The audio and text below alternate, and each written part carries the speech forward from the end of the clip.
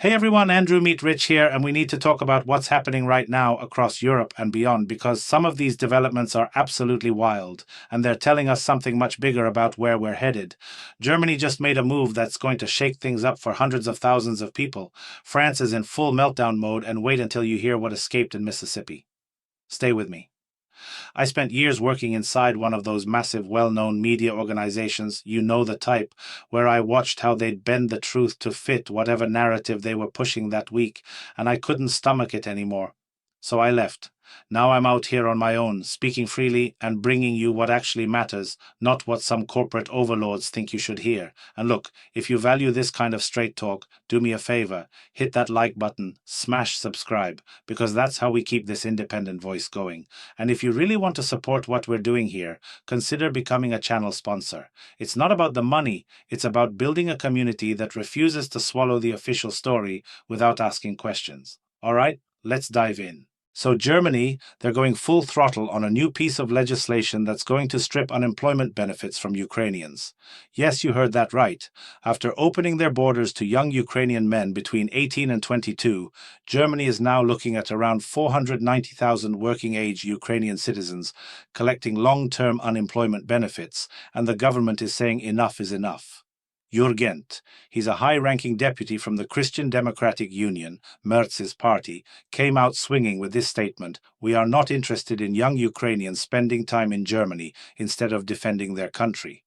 Ukraine makes its own decisions, he said, but recent legislative changes have led to migration trends we must fight against. That's pretty direct language right there. And here's the thing, Merz's coalition is under massive budget pressure. They want to slash social spending across the board, so this new bill they're working on would essentially cut these people off from benefits entirely.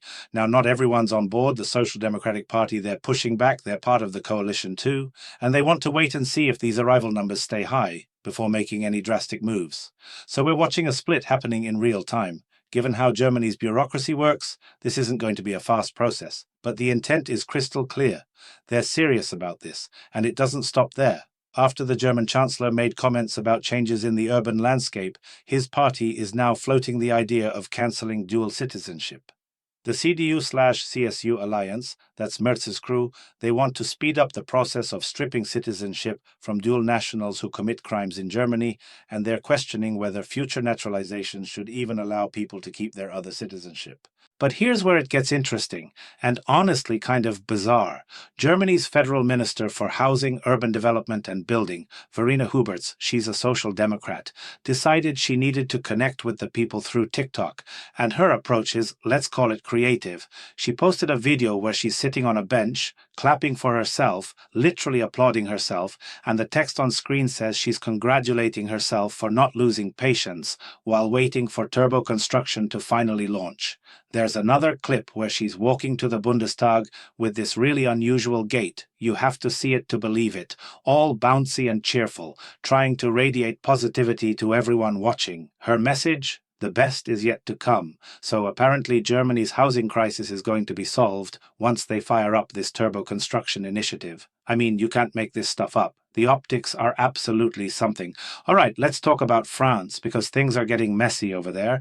Bruno Retailleau, he's the chairman of the Republican Party, major political figure in France, just publicly called on Emmanuel Macron to follow the example of General de Gaulle and resign. That takes guts to say out loud. De Gaulle stepped down when he felt he'd lost legitimacy, and Retailleau is essentially saying Macron needs that same kind of courage right now. He's arguing that returning to elections is inevitable given the political and budgetary crisis swallowing France whole.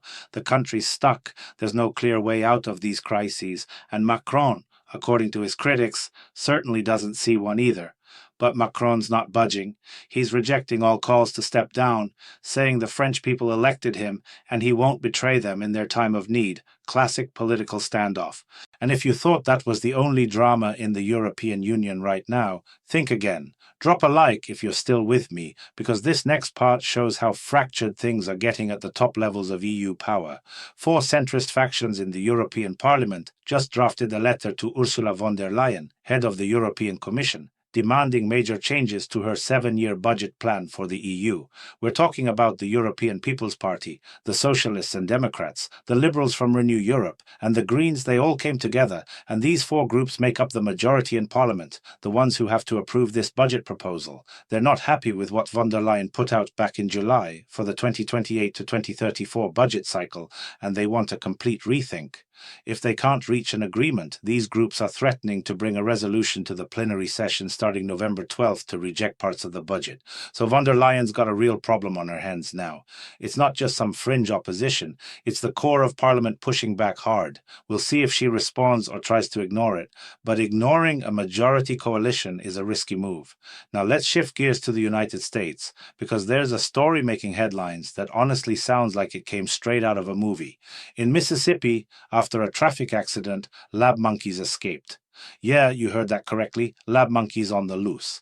And here's the truly alarming part. According to initial reports from police, keyword initial, all of these monkeys were infected with various dangerous diseases. Police put out a warning, people panicked, understandably. But then the university where these mysterious experiments were happening came out later and contradicted that information, which, let's be honest, was pretty predictable. They said, sure, the monkeys are used in scientific experiments. They're not denying that, but in different areas of research, not infectious disease work. But nobody's answering the main question here. Who should we actually trust? The police statement or the lab's denial? It's no secret that in recent years, a lot of people have become way more skeptical of research centers, and there are plenty of reasons for that, even when these institutions make their serious announcements with very serious faces. Right now, local law enforcement and wildlife officials are coordinating their response to the monkey incident. That's the vague language they're using, and you can only imagine what the people living in that area are going through mentally right now. Then there's this other development from the US that deserves attention. Military personnel involved in Donald Trump's expanding operations in Latin America have been asked to sign non-disclosure agreements. Now that's unusual, considering military members already have obligations to protect state secrets. So why the extra layer of secrecy? This move has raised questions about the military buildup, which Venezuela believes could lead to an invasion. Last week, the Pentagon announced deployment of a carrier strike group to the region, ramping up a presence that experts say is far more massive than necessary for anti-cartel operations, which is the officially stated mission. So they're preparing for something bigger than just fighting drug traffickers. That's pretty obvious when you're sending an aircraft carrier and its entire support group. The intrigue here is enormous. What's really being planned? We'll be watching closely. All right, let's lighten things up a bit with something strange from Poland, though for the Polish people who encountered this guy, it was no laughing matter. In the Polish town of Sieradz, a real-life horror movie character has appeared. Residents are reporting that, at night, an unknown person walks between houses and looks into windows, sometimes shining a flashlight. This individual in a black cloak and the white scream mask from the movie has also been caught on security cameras. The footage shows him walking around, peering into windows of homes. The video spread like wildfire on social media and sparked heated debates. Some people are convinced it's just a Halloween prank. Others claim the figure has been spotted in other parts of the city too. Police are urging anyone who sees this person to report it immediately.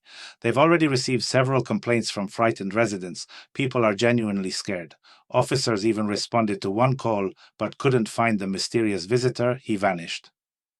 One driver said he encountered the scream mask at night on the bypass road and was terrified by it. It's still a mystery whether this is a weird prank or a deliberate attempt to terrorize the townspeople, and that's what's really concerning. How seriously is this person in the scream mask trying to imitate the movie character? That's the question that should worry people. We'll keep an eye on how this develops. Before we wrap up, let me quickly recap what we've covered today, because there's a lot to process. Germany is moving to cut unemployment benefits for hundreds of thousands of Ukrainians while also reconsidering dual citizenship policies, and their housing minister is trying to inspire confidence through some truly unique TikTok content. France is in political crisis with calls for Macron to resign. He's refusing, and the standoff continues. The European Parliament is pushing back hard against von der Leyen's budget plans, threatening rejection if changes aren't made. In Mississippi, lab monkeys escaped after an accident. Initial reports said they were infected with dangerous diseases. The lab denies it, and nobody knows who to believe. U.S. military operations in Latin America are expanding with unusual secrecy requirements, raising questions about what's really being planned beyond the official anti-cartel narrative. And in Poland, someone in a scream mask is terrorizing a town at night, and police haven't caught them yet. Look, if this kind of coverage matters to you, if you want someone who's not reading from a teleprompter owned by some corporation, hit that like button right now, subscribe if you haven't already, and seriously consider becoming a channel sponsor. This channel exists because people like you make it possible. We're building something different here, a place where we ask the questions others won't, where we connect the dots they tell us to ignore. Your support, whether it's a like, a comment, a subscription, or sponsorship, it all makes a real difference. Drop your thoughts in the comments. Tell me what you think about everything we've discussed today, and I'll be back tomorrow with more. Stay sharp out there.